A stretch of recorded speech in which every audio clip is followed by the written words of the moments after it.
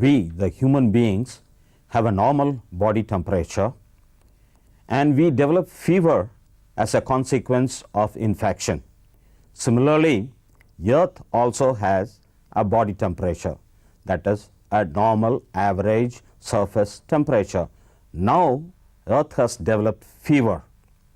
Here we will see the causes of Earth fever. We know there are 4 terrestrial planets in our solar system. The first, Mercury, the second, Venus, third, Earth, and fourth, Mars. All these terrestrial planets have their own body temperature, and the body temperature, that is the surface temperature of these planets, are determined by factors such as presence of atmosphere or absence of atmosphere, and if atmosphere is present, then the density of the atmosphere and the constituents or the composition of the atmosphere then determines the surface temperature. Say for example, planets without an atmosphere has a higher surface temperature during daytime when it is exposed to solar radiation, and they radiate back and cools down during night time. Hence, the nighttime temperature in an atmosphere-less planet will be very, very low. The planet Mercury is the closest to the Sun, and it has relatively no atmosphere at all, and the daytime temperature is 350 degrees centigrade and the nighttime temperature is minus 185 degrees centigrade with an average surface temperature of 265 degrees centigrade. The second planet, Venus, is the hottest of all the planets in our solar system because Venus has a denser atmosphere, 90 times denser than that of Earth's, and the main constituent of Venusian atmosphere is carbon dioxide. The carbon dioxide level in Venus is about 96%. Exactly, it is 96.5%. And because of this, the average temperature in Venus is about 465 degree centigrade. And in Mars, the average temperature is about minus 65 degree centigrade. It is cooler than Earth because the atmosphere is less dense, that is 100 times less dense than that of Earth, and the carbon dioxide level, even though it is 30 times more, because of the less dense atmosphere and the distance is 1.5 times further away from the Sun, and because of this Mars is a bit cooler. The average temperature is only minus 65 degrees centigrade. Earth has a surface temperature of about 15 degrees centigrade. The average temperature is 15 degrees centigrade, and the Earth's atmosphere has carbon dioxide that is measured in parts per million. That is, for million parts of air, the carbon dioxide level is just 273 parts per million of other gaseous molecules in our atmosphere. And when we compare the carbon dioxide level of these various terrestrial planets in which atmosphere is present, namely Earth, Venus and Mars, the temperature, surface temperature, is related to their carbon dioxide level mainly. Now we will see how the Earth maintains its body temperature, that is the surface temperature. To understand this, we need to understand what greenhouse gases are and what is meant by greenhouse effect. Of the total visible solar radiations that is entering the Earth's surface, 30% of the radiations are reflected back by our upper atmosphere. Only 70% enters the atmosphere, of which 2/3 reach the surface and the 1/3 is absorbed by our atmosphere, gases in the atmosphere. Carbon dioxide and water vapor are the chief constituents in our atmosphere that absorb visible as well as longer infrared radiations, particularly infrared radiations with the wavelength of 13,000 to 25,000 nanometers. And these gases, carbon dioxide and water vapor, they absorb these longer infrared waves, and while absorbing, they actually, the carbon dioxide molecule, they bend and extend, sort of they vibrate after absorbing the infrared radiation.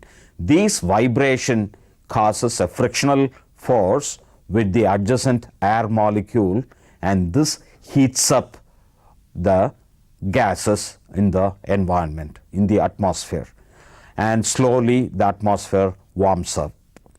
Gases that are very effective in absorbing longer infrared radiations are called greenhouse gases. These natural greenhouse gases are responsible for producing the greenhouse effect. Water vapor contributes to about 70% at the maximum of the warming up, and carbon dioxide has a maximum of 26% and methane 9% to the warming up of our atmosphere. Now let's see what greenhouse effect is.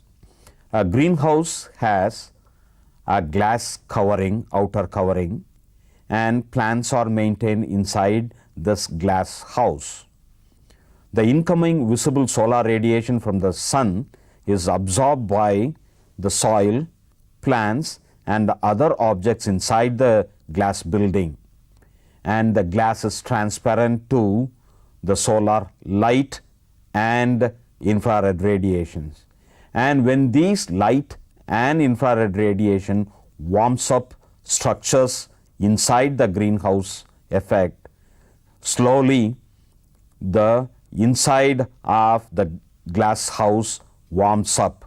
Since glass is a bad conductor to heat, much of the heat is retained within the house, glass house, and the glass house slowly warms up and the temperature rises, and this is called as the greenhouse effect. Similarly, the natural greenhouse gases produce a greenhouse effect in our atmosphere, and our atmosphere slowly warms up, and this natural greenhouse effect makes Earth a habitable planet. Without the greenhouse effect, the average temperature of the Earth would be as low as -18 degrees centigrade rather than the present 15 degree centigrade. Now we are experiencing a unique thing on Earth. There is an enhanced greenhouse effect. This is brought out by human anthropogenic activities. Human has started changing the composition of our atmosphere. Ever since the Industrial Revolution, starting since the 1850s, we have started introducing newer greenhouse gases into the atmosphere. Newer gases such as nitrous oxide, ground level ozone, that is called as troposphere ozone, then chlorofluorocarbons, hydrofluorocarbons, and perfluorocarbons.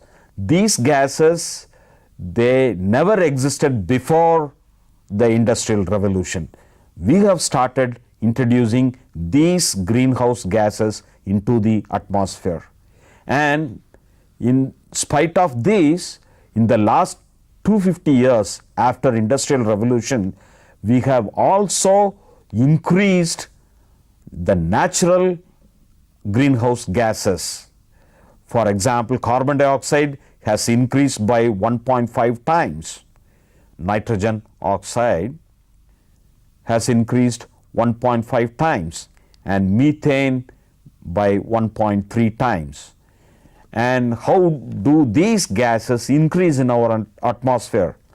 Because of human activity.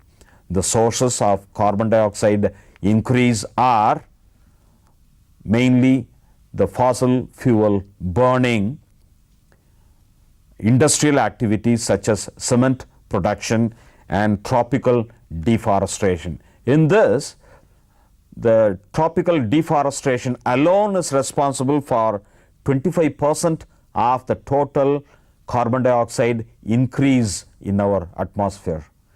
Then methane also increases. We have increased the methane concentration in our atmosphere, and this is due to our activities such as energy production from coal and natural gases, waste disposal in the landfill. When they degrade, they release methane, and raising cattle and sheep, the degradation of their waste also adds to the methane level in the atmosphere, and rice agriculture and biomass burning also contributes to the methane level. The source for nitrogen oxide is the transformation of fertilizer nitrogen into nitrogen oxide by bacterial degradation. The biomass burning and raising cattle also adds up to nitrogen oxide, and industrial activities such as nylon manufacture also introduces more nitrogen oxide into our atmosphere. So, in the past 250 years, if you see this particular graph, our population has increased, tremendously increased since 1950, and our energy consumption has also increased in a logarithmic scale since 1950, and the number of motor vehicles has also increased since 1950. All this has resulted in an increase in the atmospheric CO2 concentration, which has tremendously increased since 1950. All these greenhouse gases have a differential ability to trap infrared radiations from the sun. Some of them are more efficient in warming up the atmosphere to a greater extent than the others. Say, this is measured by global warming potential, and global warming potential is a measurement of these potentials of different gases to warm up our atmosphere. Say, for example, for a unit mass of carbon dioxide, the heat producing ability is considered as 1, and global warming potential is based on the heat producing ability of each gas relative to that of carbon dioxide.